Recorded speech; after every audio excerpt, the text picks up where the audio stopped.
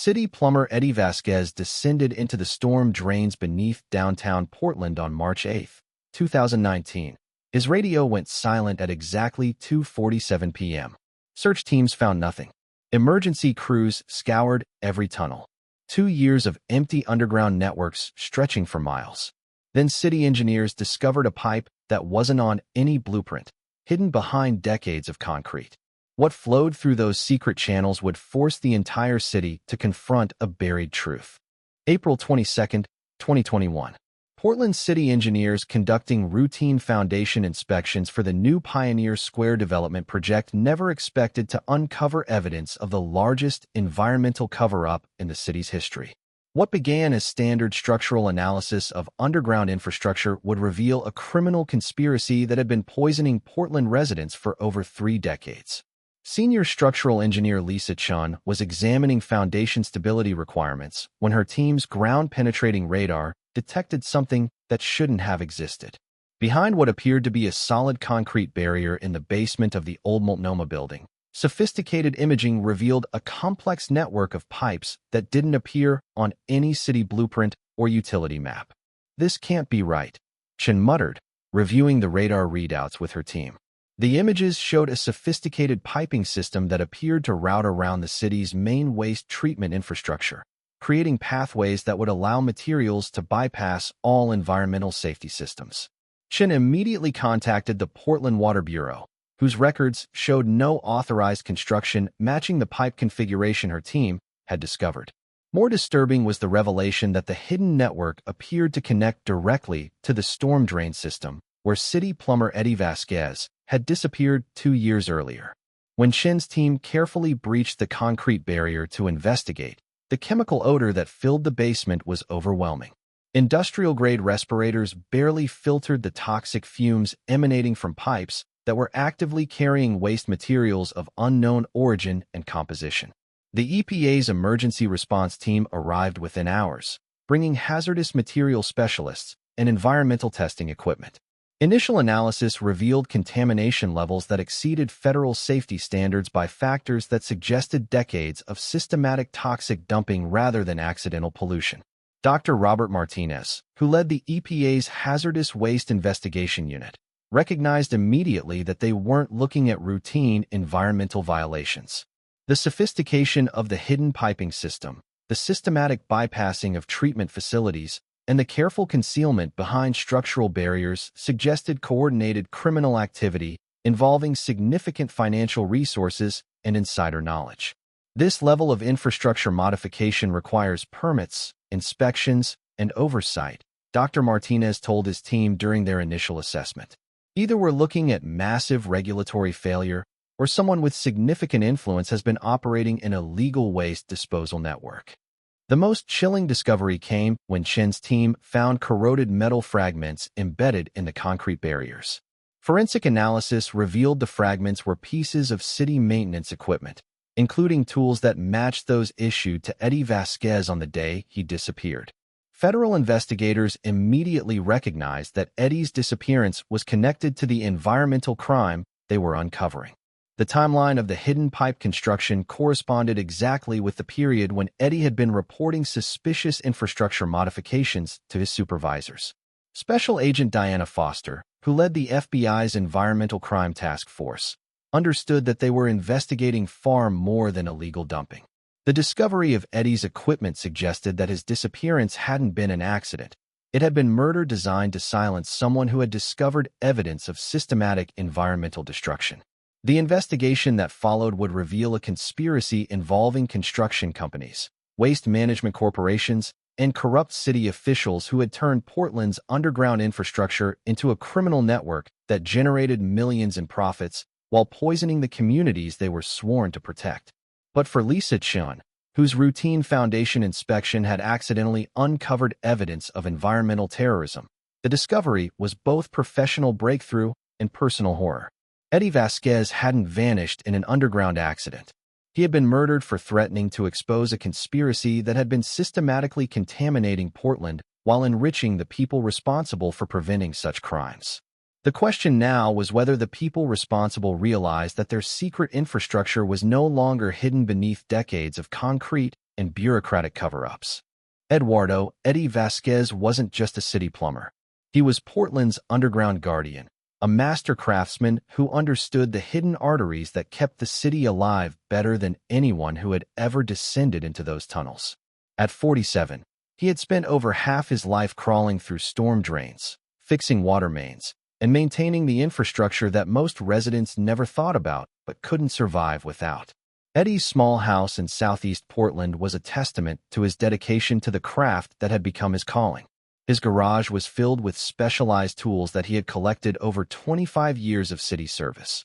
Pipe cameras for inspecting hard-to-reach areas, water quality testing kits that went beyond basic city requirements, and detailed maps of Portland's underground systems that he had personally annotated with modifications and repairs conducted over 2 decades. His wife Maria often joked that Eddie loved the tunnels more than he loved sunlight, but she understood that his work was about more than just fixing pipes. Eddie saw himself as protector of public health, ensuring that clean water flowed to every neighborhood and contaminated waste was properly processed before returning to the environment. Every pipe tells a story. Eddie would tell his 3 children over dinner, explaining how the city's underground infrastructure reflected Portland's growth and development. My job is making sure those stories have happy endings. Eddie's reputation among city workers was legendary. While other plumbers handled routine maintenance calls, Eddie was the specialist called when problems required expertise that went beyond standard procedures. He could diagnose complex drainage issues by sound alone, identify contamination sources that electronic equipment missed, and navigate underground areas that had been forgotten by everyone except him. But Eddie's greatest asset was also his greatest vulnerability. He cared too much to ignore problems that others might dismiss as not my department. When chemical odors appeared in storm drains that should have carried only rainwater, Eddie investigated. When pipe configurations didn't match official blueprints, Eddie documented the discrepancies. When water quality readings showed contamination in areas that should have been clean, Eddie demanded explanations. As the representative for Local 290 of the Plumbers and Pipefitters Union, Eddie had become increasingly vocal about what he saw as dangerous shortcuts in city infrastructure maintenance. His reports to supervisors detailed suspicious modifications to drainage systems, unauthorized pipe installations, and chemical contamination that exceeded acceptable levels. Something's not right with the downtown storm system, Eddie had told Maria just weeks before his disappearance. I keep finding pipes that aren't on any city map, carrying stuff that shouldn't be in the storm drains. Eddie's documentation was meticulous. His personal files contained photographs of unauthorized pipe connections, water quality readings that showed dangerous contamination levels, and detailed reports of chemical odors that suggested industrial waste was being illegally dumped into systems designed only for rainwater. The March 2019 assignments that would ultimately cost Eddie his life had begun as routine flood response calls. Portland's aging infrastructure struggled during heavy spring rains, creating emergency situations that required immediate attention from the city's most experienced maintenance workers. Eddie had been specifically requested for the Pioneer Courthouse Square drainage investigation because of his expertise with the complex underground systems in the downtown core. The area's mix of old and new infrastructure, combined with recent construction projects, had created drainage patterns that few city workers understood as thoroughly as Eddie. His final conversation with Maria on the morning of March 8th had been typical of their 22-year marriage. Practical discussions about dinner plans, reminders about their daughter's soccer game, and Eddie's promise to investigate some weird chemical smells he had been tracking in the downtown tunnels. I'll probably be late tonight, Eddie had said, kissing Maria goodbye. There's something down there that doesn't belong, and I'm going to figure out what it is. Eddie had no way of knowing that his dedication to protecting Portland's water quality had made him a threat to people who were generating enormous profits by circumventing environmental safety systems. His expertise in underground infrastructure had led him to discover evidence of crimes that powerful people would kill to keep hidden. As he gathered his equipment that morning, Eddie was excited about solving another puzzle in Portland's underground network. He couldn't have imagined that his commitment to public service would lead him into a criminal conspiracy that had been operating beneath the city for decades, or that his refusal to ignore environmental violations would mark him for elimination by forces that valued profits over human health. March 8, 2019 began with the kind of relentless spring rain that had defined Portland's weather for the previous 2 weeks. By 6 a.m., the city's aging storm drain infrastructure was already struggling to handle the volume of water rushing down from the hills surrounding downtown. Emergency calls were flooding into the Portland Water Bureau as basement flooding and street-level ponding created hazardous conditions throughout the metropolitan core. Eddie Vasquez received the call at 7:30 a.m. while finishing his coffee and reviewing the day's scheduled maintenance assignments. The voice of dispatch supervisor Janet Morrison carried the urgency that veteran city workers recognized as a sign of serious infrastructure problems. "Eddie, we need you downtown for emergency drainage assessment," Morrison explained. "Pioneer Courthouse Square is flooding despite recent drain cleaning. The underground flow patterns aren't matching our engineering models." For Eddie, this was exactly the kind of complex problem that made his job rewarding rather than routine.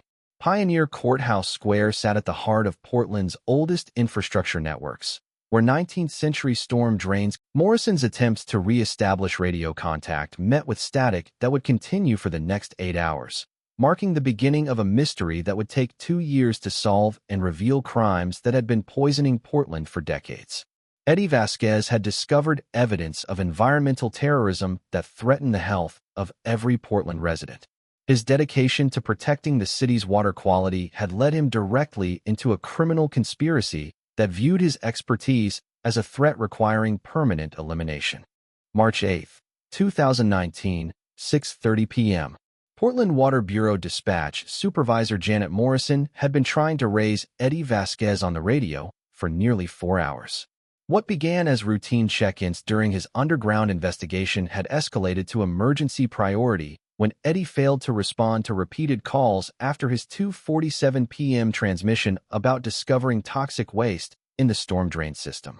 Morrison's growing alarm reflected both personal concern for a colleague she had worked with for over a decade and professional understanding that radio silence during underground emergency work usually meant serious trouble. Eddie's final transmission about unauthorized pipes carrying industrial chemicals had been abruptly cut off mid-sentence, followed by static that continued despite repeated attempts to re-establish contact. At 7:15 p.m., Morrison activated Portland Fire and Rescue's confined space emergency protocols. Within 30 minutes, specialized rescue teams equipped with breathing apparatus and hazardous material detection equipment were preparing to enter the same tunnel system where Eddie had disappeared.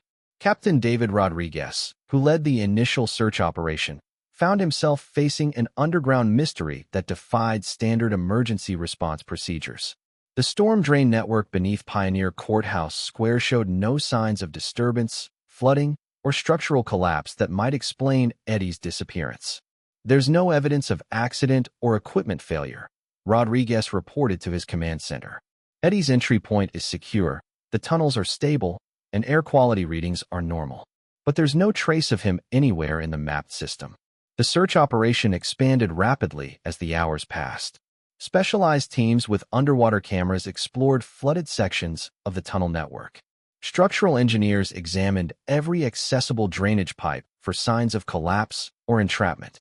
Emergency medical technicians prepared for potential rescue scenarios involving injury or unconsciousness. But the most disturbing discovery came from the search team's systematic documentation of the underground infrastructure. The tunnel network that Eddie had been investigating showed clear evidence of recent modifications that didn't appear on any city engineering records. New concrete walls had been installed in several locations, effectively blocking access to areas that should have been part of the mapped storm drain system. "Someone's been doing unauthorized construction work down here," Rodriguez noted in his incident report. "We're finding sealed passages and concrete barriers that aren't on the blueprints." By midnight, the official search had expanded to include every accessible tunnel within a 2-mile radius of Eddie's last known location. Thermal imaging equipment detected no signs of human presence. Ground-penetrating radar revealed no buried objects that might indicate entrapment or worse. Maria Vasquez arrived at the Emergency Command Center at 1:30 a.m., demanding answers that rescue coordinators couldn't provide. Her husband had vanished without a trace from a tunnel system that had been his workplace for 25 years, leaving behind no equipment, no evidence of struggle, and no explanation for his disappearance. The search continued for 72 hours, involving over 100 emergency personnel and sophisticated detection equipment.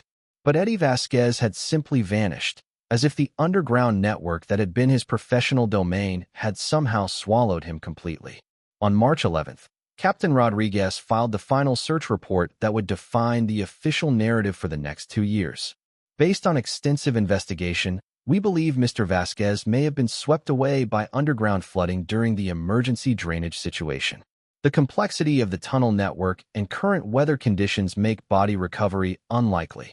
But Rodriguez's private notes reflected deeper concerns about what his teams had discovered. The unauthorized concrete work, the sealed passages, and the chemical odors that several searchers had reported suggested that Eddie's disappearance might be connected to the illegal infrastructure modifications he had been investigating. The case was officially classified as a presumed drowning accident, and the area where Eddie had vanished was sealed off for public safety reasons.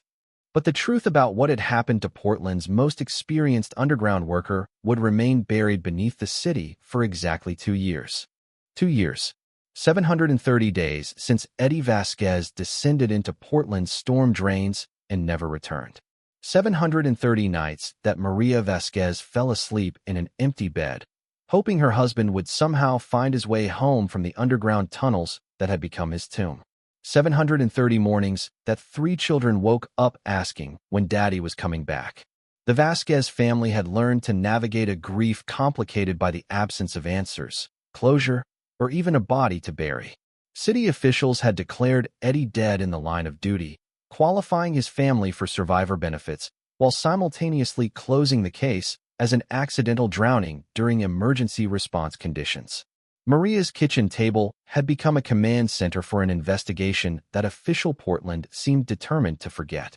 Files containing Eddie's personal documentation of suspicious infrastructure modifications covered every surface. Water quality reports that Eddie had submitted to supervisors. Photographs of unauthorized pipe connections. Chemical testing results that showed contamination levels exceeding federal safety standards. Eddie didn't drown, Maria told anyone who would listen. He found something someone didn't want him to find. The memorial service in April 2019 had been a masterpiece of municipal public relations. Mayor Patricia Williams spoke eloquently about public servants who made the ultimate sacrifice protecting Portland's infrastructure. The Water Bureau presented Maria with a plaque honoring Eddie's 25 years of dedicated service. Local media covered the ceremony appropriately, then moved on to other stories.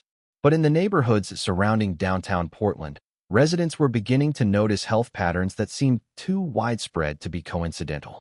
Dr. Jennifer Walsh, a public health researcher at OHSU, had been tracking unusually high rates of respiratory illness, skin conditions, and gastrointestinal problems in areas served by the storm drain network that Eddie had been investigating.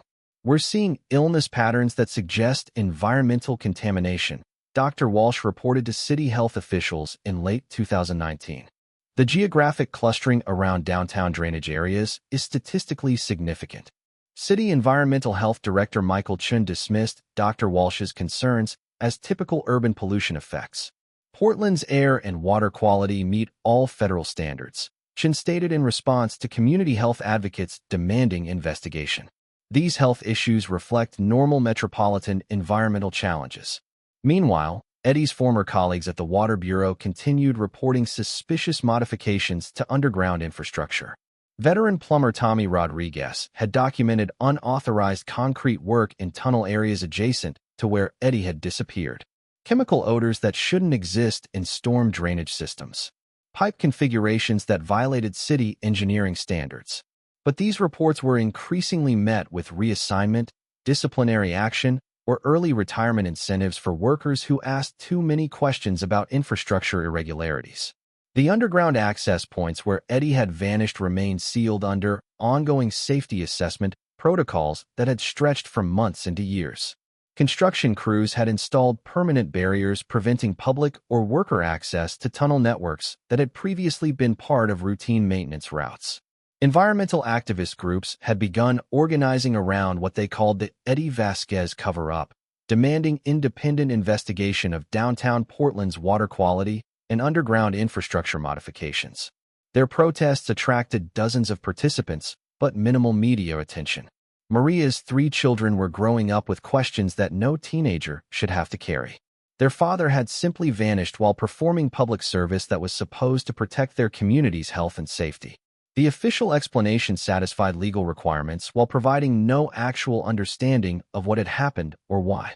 Social media groups dedicated to Eddie's case had accumulated hundreds of members sharing theories, health concerns, and demands for accountability. Some speculation was wild conspiracy thinking, but much focused on documented patterns of environmental illness and infrastructure irregularities that official Portland refused to investigate.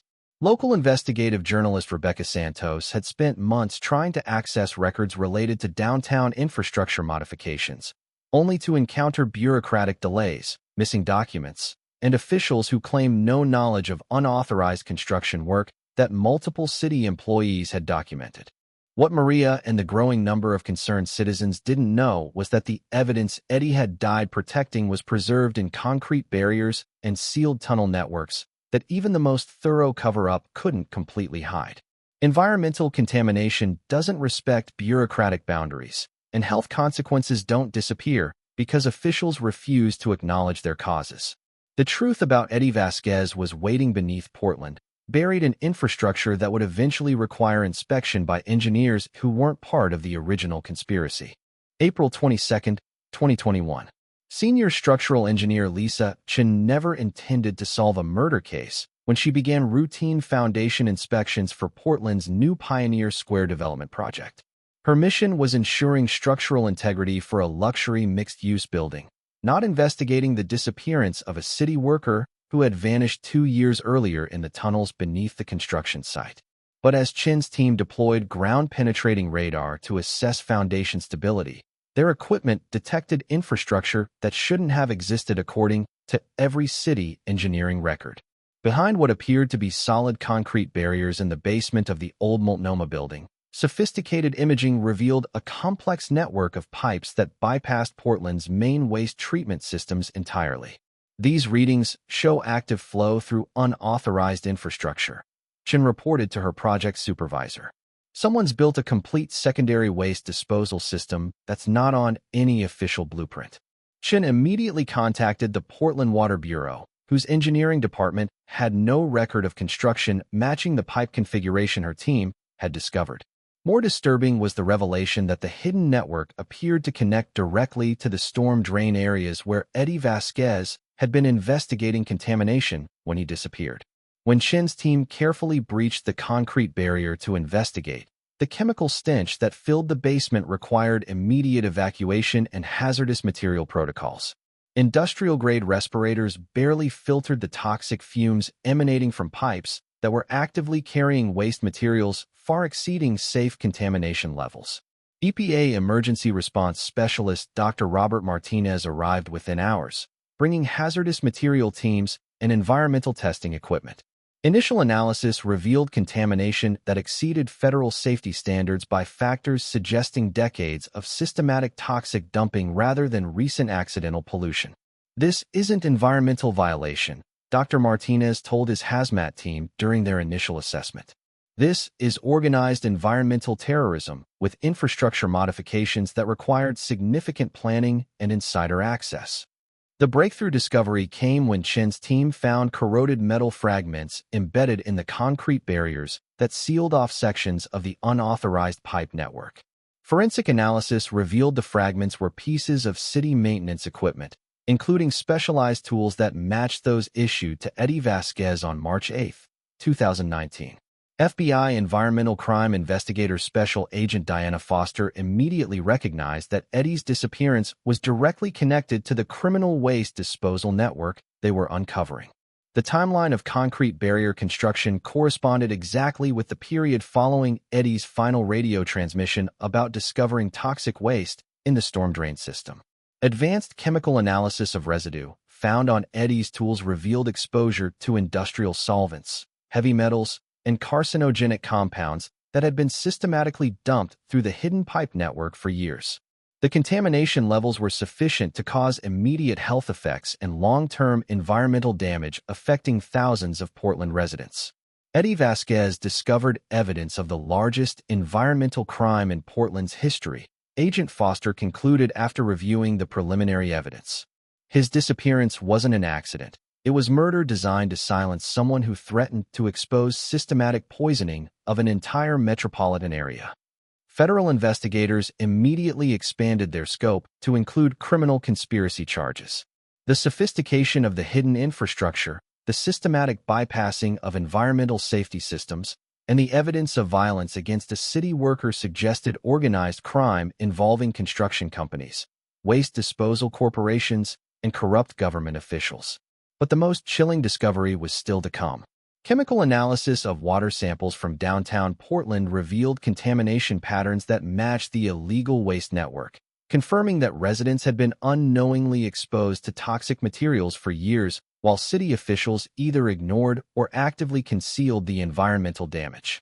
Eddie Vasquez had died trying to protect Portland's water quality from criminal conspiracy that viewed public health as acceptable collateral damage in pursuit of enormous profits from illegal waste disposal operations. April 29, 2021. 7 days after the EPA discovered Portland's hidden toxic waste network, environmental journalist Rebecca Santos received an encrypted message that would finally explain what had happened to Eddie Vasquez. The sender identified himself only as Concrete Crew 89, but his first communication contained construction details about underground infrastructure modifications that only someone with direct involvement could possess. "I helped bury Eddie Vasquez," the message read. "I can't live with what we did anymore." Santos, who had been investigating environmental crime and municipal corruption for the Portland Tribune for 8 years, immediately recognized that this wasn't another conspiracy theorist seeking attention. Concrete Crew 89 knew specific details about concrete formulations, understood the exact construction techniques used to seal tunnel networks, and most importantly, could describe the cover-up process in ways that matched the FBI's preliminary findings. Over the next 48 hours, through carefully secured communications, Concrete Crew 89 revealed his role as a construction foreman for Pacific Northwest Infrastructure. The company contracted for emergency drainage repairs in downtown Portland during March 2019. His crew had been called to seal tunnel sections immediately after Eddie's disappearance, told they were preventing further flooding hazards. "We thought we were doing legitimate emergency work," he explained. "But when I saw the news about toxic waste being discovered in the same tunnels we sealed, I realized we had been used to cover up murder." The whistleblower described how his construction crew had been rushed to concrete over tunnel sections within hours of Eddie's final radio transmission. They were told that structural damage from flooding required immediate sealing to prevent collapse, but the work was conducted under unusual secrecy, with no city inspectors present. "Eddie's body was already in the tunnel when we arrived," Concrete Crew 89 continued. "They told us it was an accident, that he had been overcome by toxic fumes while investigating drainage problems. We sealed him in the concrete because they said recovery was too dangerous." Concrete Crew 89 provided Santos with devastating documentation, work orders showing the rushed timeline of concrete sealing operations, photographs of tunnel modifications that bypassed environmental safety systems, and most damaging of all, recorded conversations where project supervisors discussed permanent solutions for workers who discovered illegal dumping operations. The construction foreman's decision to come forward had been triggered by learning that the toxic waste network his crew had helped conceal had been poisoning Portland residents for years. For 2 years, he had carried the guilt of participating in environmental cover-up that he now understood was systematic murder. "Eddie Vasquez died because he wouldn't ignore what we were doing to Portland's water," his final message read. "We killed him to protect profits from illegal waste disposal, and then we buried the evidence in concrete that's still poisoning people today." The conspiracy that murdered Eddie Vasquez wasn't the work of random criminals or environmental extremists. It was a systematic domestic operation involving corrupt city officials, construction companies, and waste disposal corporations who had turned Portland's underground infrastructure into a billion-dollar illegal dumping network that required silencing anyone who discovered their systematic poisoning of the community. Operation Underground Profit had been operating since the early 1990s, designed as a coordinated scheme to bypass expensive environmental regulations by routing toxic industrial waste directly into storm drain systems. The financial incentives were enormous. Companies could save millions in proper disposal costs while city officials received substantial bribes for ignoring environmental violations. Concrete Crew 89's documentation revealed the complete network structure.